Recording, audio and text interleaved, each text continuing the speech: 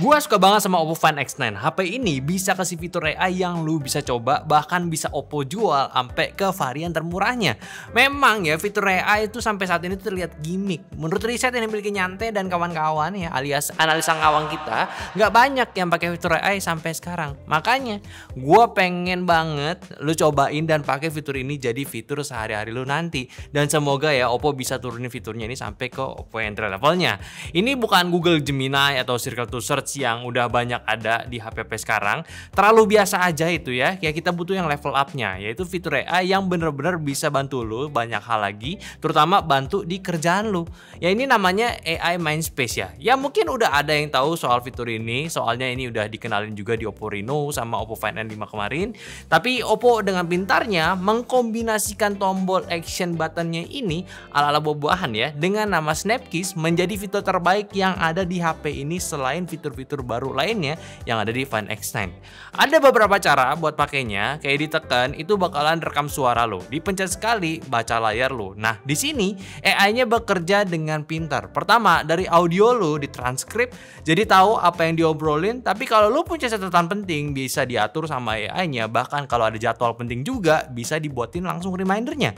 Terus kalau gua mau cek kayak gimana, ya tinggal pencet aja Snapkiss-nya 2 kali, bakal buka Mindspace-nya dan cek deh semuanya ada di situ. Bahkan lu bisa cari sendiri dari hashtag yang dibuat secara otomatis. Gila, ini fitur kepake. Kayak gua ada janjian meeting, tinggal aktifin AI-nya, dibuat detailnya sampai meeting di rendernya. Meetingnya tuh sampai kasih remindernya. Atau kayak mau pergi belanja bahan-bahannya dari internet, ya tinggal copy paste aja langsung dibuatin rapi sama Mindspace-nya. Plus yang bikin gue seneng lagi, udah ready bahasa Indonesia. Ini nih jarang banget terjadi. Biasanya kan cuma Inggris doang. Yang jadinya bisa nih lebih banyak warga lokal yang pakai fitur ini. Menarik banget gak? Ya gue yakin enggak, karena lu belum coba. Makanya kalau udah beli ya dicoba. Ditambah juga nih Find X9 udah ngebawa ColorOS 16, which is latest versionnya Oppo, yang bikin jarak antara OS lain itu semakin jauh karena fiturnya yang semakin smooth dan intuitif sebagai OS Android terbaik. Mungkin ya sekarang ini gue bisa bilang ColorOS itu fitur yang oke banget, ya mudah dipakai dan gak ngeribetin pengguna baru yang baru aja pindah ke Oppo. Tampilannya lebih fresh dari sistem wallpaper plus always on display-nya itu loh ya, bikin kalau lu gabut ya lu bisa mainin nih fiturnya. Grouping apps-nya sekarang gak kaku lagi, lu bisa bikin memanjang juga, ya lebih menarik nih. Lagi-lagi fitur yang wajib lu cobain buat personalisasiin handphone lu biar makin oke lagi. Satu sih yang akhirnya diadain di versi ini, fitur Vehicle Motion Alerts ya. Ini bisa minimalisir lu muali perjalanan ketika lu lagi gunain handphone. Buat yang suka mabuk maksudnya, mabuk darat, fitur ini wajib aktif ya. Dah lah ya, bahkan dua fitur major ini sebenarnya bukan hal utama lo yang dijual sama handphonenya. Tapi ini calon-calon fitur yang akan hadir di HP Oppo lainnya. Nah, kalau Oppo Find X9-nya itu lebih banyak lagi dari desain, kamera, dan juga chipsetnya. Memang kamera BAM-nya ini berubah jadi kotak ya. Satu sisi terlihat klasik memang. Tapi sebenarnya desain kayak begini tuh jelas lebih timeless, tapi tetap mewah dan bagus aja gitu dilihat. Ya secara gaya ini all-rounder banget lah kategorinya. Ya kalau lu ingat juga, ini kamera BAM itu kayak ala-ala Find X5 Pro, tapi ya gue tahu kalian akan ngerasa kalau ini tuh rasanya desain Reno banget ya. Ya sebenarnya desain Reno itu juga bagus sih, bukan bentukan HP yang aneh juga. Malah sebenarnya kalau lu handfeel aja nih handphone, sebenarnya tuh rasanya beda ya, lebih mewah aja gitu rasanya. Kayak all metal frame, bodi belakangnya kaca, finishnya itu smooth banget, berkelas lah. Malah ada dengan ukuran diagonal kayak begini, rasanya kayak pakai HP compact, padahal ini masih di 6,59 inci loh, ukuran standar sebenarnya. Sayangnya belum menipis lagi desainnya, masih standar di 7,99 mm. Tapi di sisi lain, lu dapat kapasitas baterai yang lebih banyak, plus bobotnya pun masih aman lah, cuma di 203 gram aja. Atau mungkin yang bikin ngerasa compact kayak ini ya di bagian layarnya, dari bezel yang bener-bener tipis banget sih ya, 1,15 mm di tiap sisinya, jadi terasa compact. Plus premium juga. Nah ngomongin layarnya juga nih yang slightly upgrade di resolusi 1,5K ini pun sekarang udah punya tingkat brightness terendahnya sampai 1 nits. Ini super redup banget ya. Ini kepake loh. Apalagi kalau lu lagi di bioskop, kepengen buka HP, cek-cek WA ya, nggak mau malu gitu buka handphone keterangan. Atau bahkan sesimpel lu mau tidur nggak perlu jadi salah satu cahaya yang terterang di kamar lu gitu pas malam-malam. Dan juga fingerprintnya sekarang udah pakai 3D ultrasonic yang mana lebih cepat buat scan-nya. Tangan basah pun bisa buka kuncinya, bahkan sesimpel daftarin jarinya aja. Lu sekarang nggak perlu diangkat lagi jari-jarinya, cuma tinggal geser-geser layar doang ya. Ya gue sih nggak perlu bahas banyak lagi lah soal layarnya. Dari Find X8 yang udah punya fitur display segudang, tampilannya vivid dan eye pleasing banget di segala kondisi, gue rasa spek detailnya ini lu bisa cek aja lah di layar kayak gimana. Level flagship lah, sama kayak chipsetnya juga yang udah gunain latest flagshipnya si MediaTek, yaitu Dimensity 9500 yang udah jadi pinnacle teknologinya saat ini untuk smartphone lah. Gak usah bahas kenceng karena udah lebih kenceng, gak usah bahas lebih efisien karena udah lebih efisien juga. Ditambah ekosistemnya di ColorOS-nya pun jadi udah menjadi standar baru di handphone smooth tanpa lag. Karena ya kalau gue ngomongin angka-angka benchmark lagi, gue yakin lu semua nggak akan perlu hasil skor setinggi ini ya. Gunanya untuk apa? Ya simpelnya ini guna ya buat jaminan handphone lu itu minim lag aja sih. Ya minim lag buat di tahun-tahun nantinya ya, masa sekarang doang gitu. Dan satu hal yang gue pahamin sekarang dengan chipsetnya ini di HP Oppo ya tentunya, semenjak game-game itu sekarang udah bisa dilibas lancar dan gak mungkin dikasih FPS lebih dari 120 FPS lagi, gaming test sekarang udah bener-bener ditahan suhunya dan sangat playable walaupun suhunya itu nggak nembus di 40 derajat Celcius. Bisa bayangin akhirnya bisa dijinakin tanpa harus kasih panas yang gila lagi agar bisa main game secara lancar. Kita udah tes Genshin WoWa di Oppo ini aman banget ya, walaupun masih ada notch-nya sih ya, nah catatan gitu ya. Tapi detailnya seperti ini. Kayak di game Genshin Impact, settingan grafik setting itu di highest 60 fps, main selama 30 menit, baterai berkurang 8%, dan suhunya itu cuma maksimum di 38 derajat Celcius. Ini nggak ada komen-komen lah buat Genshin. Overall experience-nya yang dikasih itu udah asik banget. Gua main 30 menit nonstop buat explore, nyari chest, farming, item, bunuhin momon ya, kagak berasa ada frame drop sama sekali.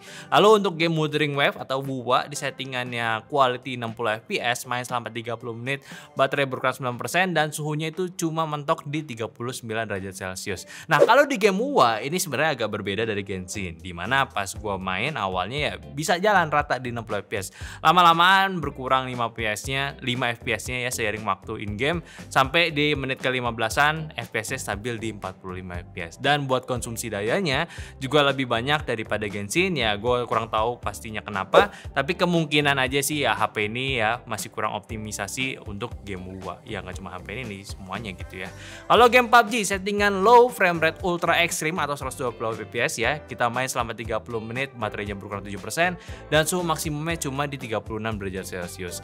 Di game PUBG gue juga sedikit menemukan anomali, dimana padahal gue udah setting frame rate-nya di 120 fps, tapi entah kenapa cuma nembus di 100 maksud gue. Padahal kalau dilihat hertz layarnya udah berubah di 120 fps, hertz ya.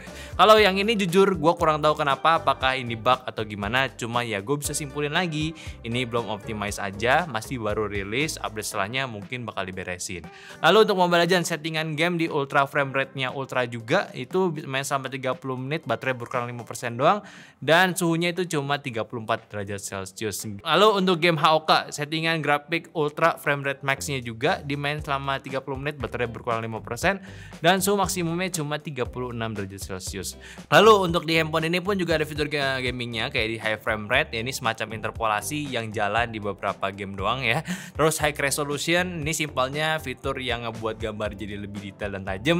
Gue berharap padahal beberapa fitur ini bakal muncul di game kayak Genshin, tapi ya ternyata belum ada ya pas gue buka gamenya, belum support.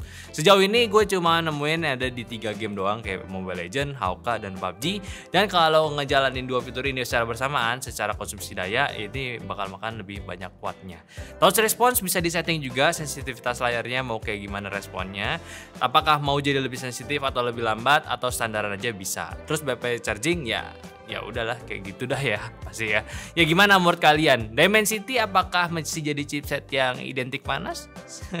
Udah enggak ya. Ya sekarang kita bahas baterai aja. Tadi gue udah mention di HP ini kapasitas baterainya besar, tepatnya di 7025 mAh. Sudah pakai teknologi generasi ketiga Oppo Silicon Battery juga dengan pengecasan 80 watt Super VOOC plus 50 watt wireless Air VOOC ya. Ketahanan baterai bukan menjadi masalah lagi, bahkan kalau kita bahasnya untuk utilisasinya juga kayak Wi-Fi 7, NFC, Bluetooth 6, eSIM ready, AI Link Boost dengan Oppo RF chip juga. Udahlah ya, nggak ada yang perlu dipusingin lagi. Dan yang terakhir nih soal kamera, one of the greatest fiturnya Oppo lah. Tetap sih yang greatestnya itu bakal ada di Pro, bahkan di Ultranya ya, tapi yang di Cina doang. Tapi ini tetap bagus banget. Mungkin bahasan kamera gua akan percayakan ke teman-teman review yang memang into banget soal fotografi. Ya shout out aja kayak K2G sama Sound6 ya, yang selalu in depth untuk di area ini. Jadi gua akan mention fitur dan jelasin aja ya hasil kita tes dikit-dikit ya. Kayak di Oppo Find X9 Basic ini punya triple kamera sistem ya, 50 megapiksel yang co-engineering dengan Hasselblad juga. Yang detailnya itu di 50 megapiksel wide lens 23 mili 1/1,4 ya di Sony LYT 808 dengan OIS juga. 50 megapiksel ultra wide lens 15 mili di 1/2,5 Samsung Gen 5.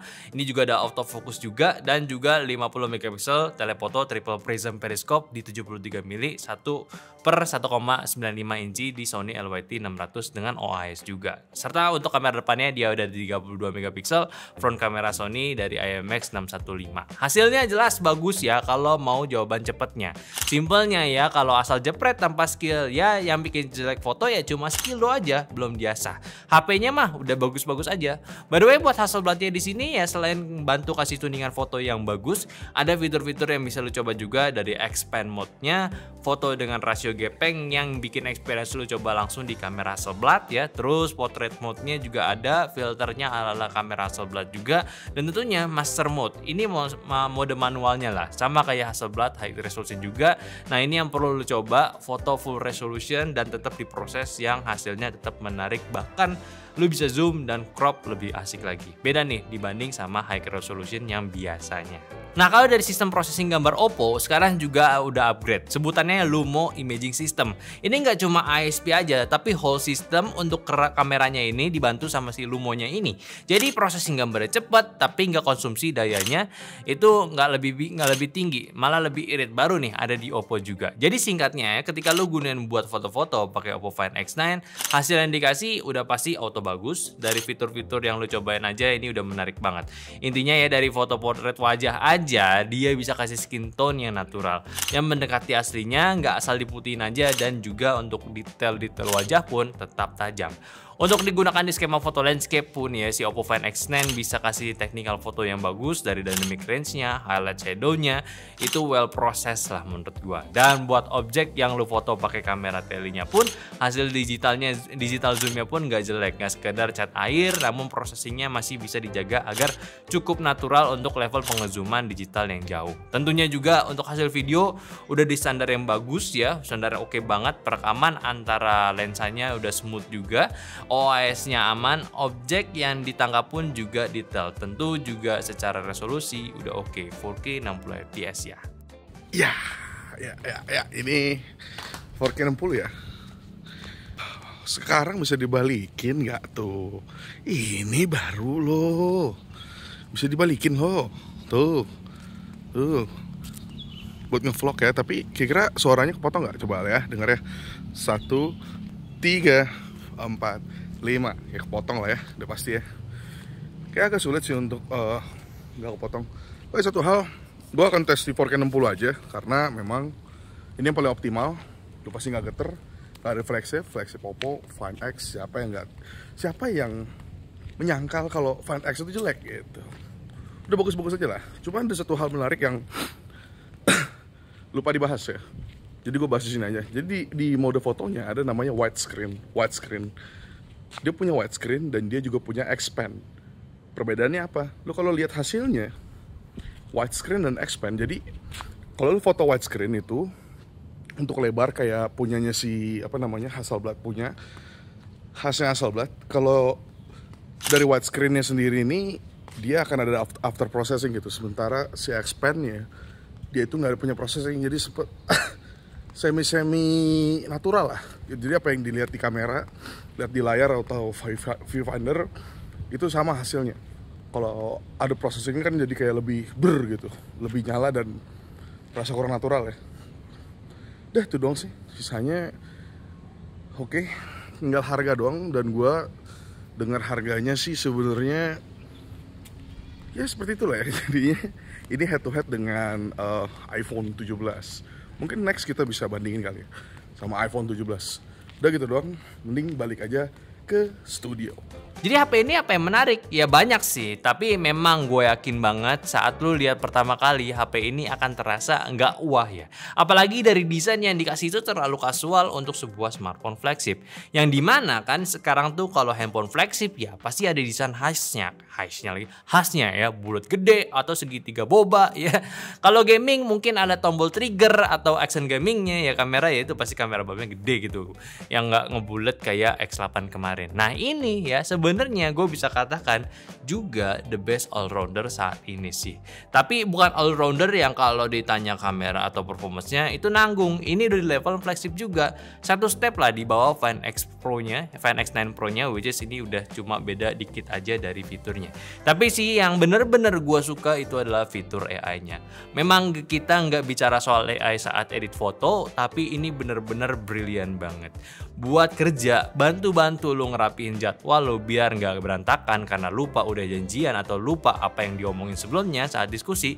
Ini bener-bener tersimpan dan dikumpulkan ke dalam satu aplikasi yang jadinya lu nggak harus cek masing-masing aplikasinya, ditambah dia bisa bahasa Indonesia. Udahlah, semakin maksimal lagi buat warga lokal di sini. Ini fitur wajib dicoba. Dan juga untuk ColorOS 16 yang dibawa sama Find X9 ini bener-bener polish version dari sebelumnya dengan penambahan fitur yang kalau gue bisa bilang ini bisa jadi pengganti handphone buah-buahan lu kalau lu udah muak banget.